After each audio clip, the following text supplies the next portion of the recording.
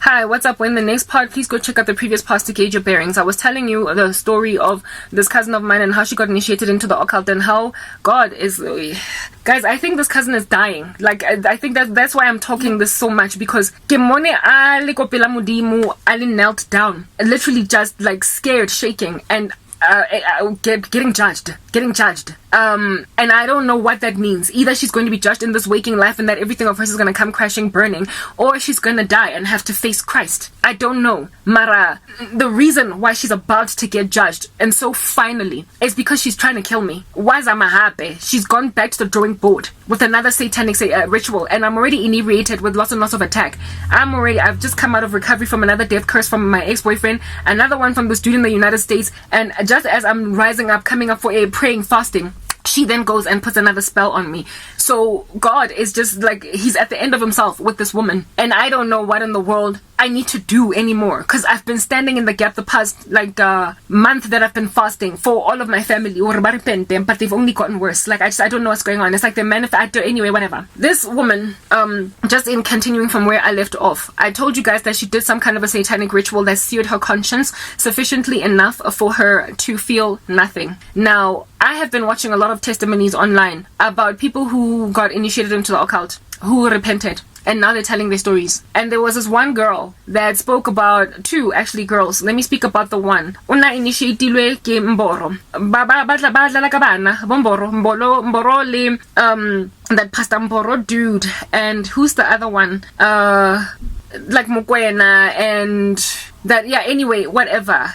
How it is that they are these pastors that gain occult powers. Do you understand? And they need to constantly, for their congregations to keep on growing, recruiting, shedding blood and recruiting employees for their satanic underworld organization. But they need naive ones that don't really know themselves, or they left from the right. So basabili sabana, kids that usually don't have very much enough. So they literally go and grab 11-year-olds, 10-year-olds, 7-year-olds. And these kids, when they turn by the girl that was being interviewed on radio, okay, that radio, she was 19 at the time of her interview, and she was recruited into this underworld by Umboro at the age of 10, and Umboro used the death of her mom to recruit her. They told her that the mother was not dead, but she was in like Komesi, underwater, so basically some city under the sea and what have you. She saw her actual mom. It wasn't a mom, of course, it was a spirit, an entity, and it didn't even speak the voice of her mom, but that was the what do you call this? The deception that was presented to her. These men are involved in a lot of darkness, and then they go kopele and they pretend to be pastors. And how this girl, she was given an assignment to kill her uncle. And they lied to her by saying that the uncle is the one that poisoned the mother, and that's why the mother died. So she tried to kill the uncle. But she said that before they told her about the uncle apparently poisoning the mom, they even showed it to the whole image, the scene in some calabash of water when the uncle poisoned the mother and then the mother died. It was all a lie. It was a deception. Do you understand? But upon seeing that, she believed it. But she was made to go and see her mother. Mara, before she could go because you can't breathe underwater as a human being type establishment thing, she had to eat something. She had to eat human flesh. She had to eat human flesh and something of an animal, but not first before witnessing Mboro. This is her testimony. Killing a 15-year-old girl in front of them, draining the blood of that girl, and them drinking it. And she said that after that ritual was done, with Maria, this 15-year-old girl being drunk, eating the flesh of some other dead person, and eating the flesh of some carcass of an animal, that's when then all of her conscience was seared, coupled with her being shown that thing in a calabash, the scene of the uncle killing the mom. When she saw all these things, she said that at that stage she couldn't feel a single thing emotionally, and that she was able to go under the water without needing gills, not gills, what do you call this, like paraphernalia for a scuba diver. And there was like a whole city that was like entirely thriving underneath the sea where she saw her mother. I believe these people, not see, it was a river, Rivanyana. I believe these testimonies, okay? And she says that these things happened in a cave. This girl was so heavily demon possessed and so still oppressed now as a Christian that every time she would hear the voice of Gamboro, she would manifest. She needed to undergo like lots. She was still at the time of giving a testimony, she was still being delivered.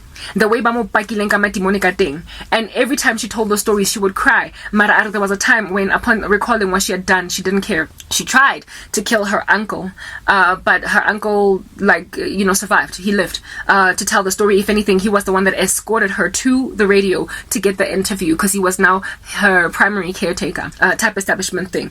So when I did ritual, I explained that story. That's the one girl. There's another girl as well that spoke about how it is that she was recruited in the night at the tiny little age of 11 by two ominous shadow men in her room, that even though she was in a trance-like sleepy state, she understood that she saw them for real, and they took her to some funny strange kingdom, and they told her to kill her mother, and they made her drink blood and something of flesh to give her a seared conscience, that she might not feel it emotionally, or go drive a tipa into mokokotlo wa mme wa hae.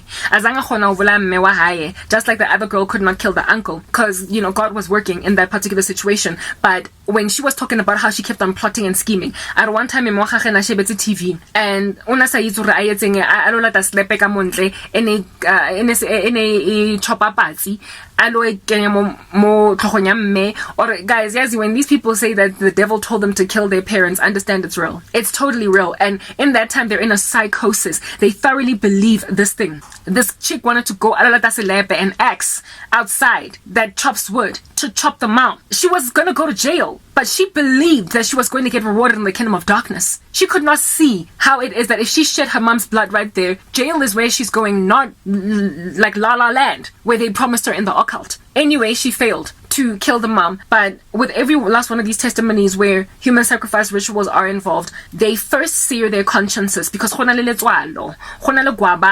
there is some fear in them to do this thing. So they end up calloused and darkened. Every time I dream about this cousin of mine for the past couple of years, out of all of my family members that have hurt me, she's the only one she has been mean, cold, and to her it was a determination that she had made. A ritual that she got initiated through, and following that ritual, what came out was some shadow of herself, a carcass. It was no longer the cousin Kulenaye. She was orna bodile from the get-go. This cousin Khalana li some ulterior motive agenda Khalana lemona.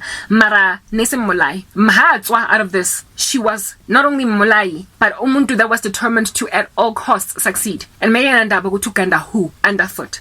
This woman, as a result, was prepared then to kill me. She underwent some ritual that I believe involves, because many of these testimonies that I listen to of people getting initiated into the occult, before they do a human sacrifice ritual, they always speak about first drinking blood and eating human flesh, following which their consciences are seared. So I would not be surprised if my cousin did the same thing. I wouldn't be surprised if she ate the there's a dream that I had where no 20, I don't know what's important about the number 20, out of some minivan bus, and these cats Z20 came out of that dream, a hypersexual that was to convert me into a whore. 20 cats came out of some minibus, and my ex-boyfriend was in that dream, and this cheeky. And I think what God was showing me with that was that in order to try and achieve that satanic ritual, they likely had to sacrifice 20 cats. The blood of 20 cats had to be shed. 20 cats just all came out of this mini van, and I did not understand what was the significance. But at that stage, she was busy shedding the blood of animals. I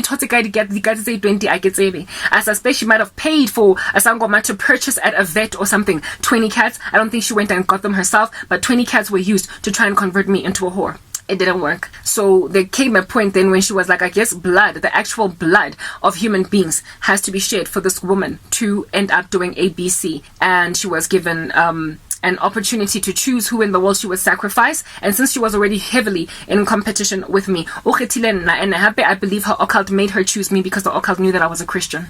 Next part.